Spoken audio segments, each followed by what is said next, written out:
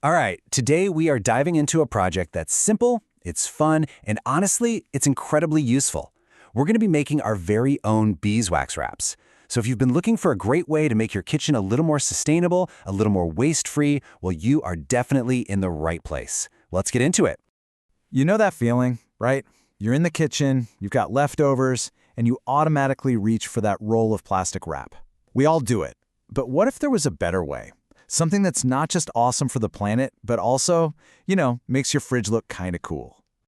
Well, here it is. Meet your new best friend in the kitchen, the beeswax wrap. This is a total game changer. It's reusable, it's sustainable, it's an amazing alternative to that single-use plastic. And you know what the best part is? You can totally make them yourself with just a couple of simple things. Okay, so you're sold on the idea. What do you actually need to get started on this awesome little project? Let's go through the toolkit. And trust me, it's probably way simpler than you're imagining. First things first, the absolute must-haves. You're going to need some 100% cotton fabric. And hey, this is a perfect excuse to use up those fabric scraps you've been holding on to. Then, obviously, you need beeswax. You can find it in little pellets, or you can just grate it from a block. Pinking shears are fantastic for getting those nice, non-fraying edges, but don't worry, regular scissors will work just fine. And last but not least, some baking or parchment paper, and either an iron or an oven. That's it for the basics. Now you could totally stop right there and make a perfectly good wrap, for sure. But what if you want to level up? If you want to make your wraps extra awesome, extra sticky, and super flexible, well, there are a couple of optional upgrades I highly recommend. And here they are. So, pine resin. This stuff is what gives your wrap that crucial cling. It's what helps it stick to bowls and fold over on itself. Then you've got jojoba or coconut oil, which adds flexibility and stops the wax from cracking over time. If you're wondering about ratios, a good place to start is something like 10 parts beeswax to 1 part resin and 1 part oil. It's a great little recipe. All right, so you've got all your materials gathered up. Now you've got a choice to make. There are two main ways to do this, the iron method or the oven method. Let's break them both down so you can pick what works for you. So, the iron method. This one's perfect if you're just dipping your toes in or you only want to make 1 or 2 wraps. It's super quick, really direct, and you have a ton of control over what's happening. And look how simple this is. You're basically making a little sandwich with parchment paper and your fabric. So you lay your fabric on the paper, sprinkle that wax mixture all over it, put another sheet of parchment on top, and then just iron it on high heat. You'll literally see the wax melt and spread through the fabric. Once it's all soaked in, you just peel off the top paper, hang it up, and it dries in just a few minutes. So easy. Okay, now for method number 2, the oven method. This is your go-to if you're thinking, I want to make a whole bunch of these at once. It's all about efficiency and batching. For this one, you'll want to preheat your oven to the lowest possible setting. Then, just place your fabric on a baking sheet lined with parchment paper, sprinkle on your wax, resin, and oil mixture, and pop it in the oven for a few minutes. It doesn't take long. Here's a pro tip. Keep a cheap paintbrush handy, one that you can dedicate just for this.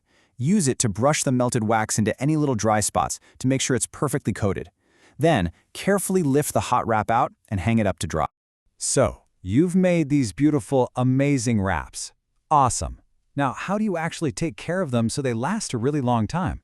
Because proper care is everything. It's the key to making them last. Honestly, using them couldn't be easier. It's all about the warmth of your hands. You just use your hands to soften the wrap a little bit, and it molds perfectly around a bowl, a piece of cheese, or a sandwich, creating this nice little seal. The big no-no is heat, so don't cover hot food with it, and definitely don't put it in the microwave. That'll just melt all that beautiful wax right off. And cleaning them is just as simple.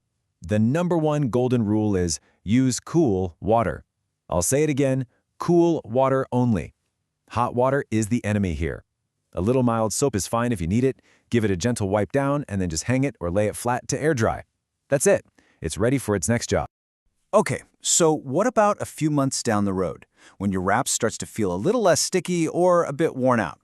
Don't throw it away. There's a fantastic tip for this. As Rosary Apparel points out, you can just remelt some wax onto them to bring them right back to life.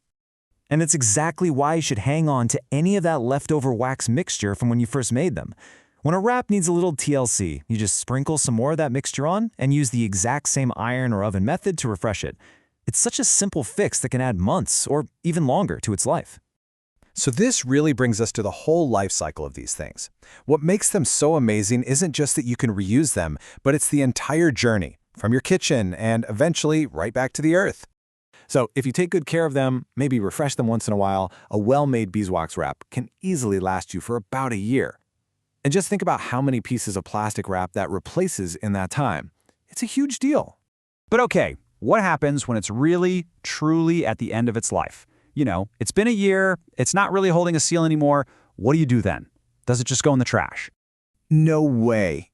And this is the best part, the final step that closes the whole loop.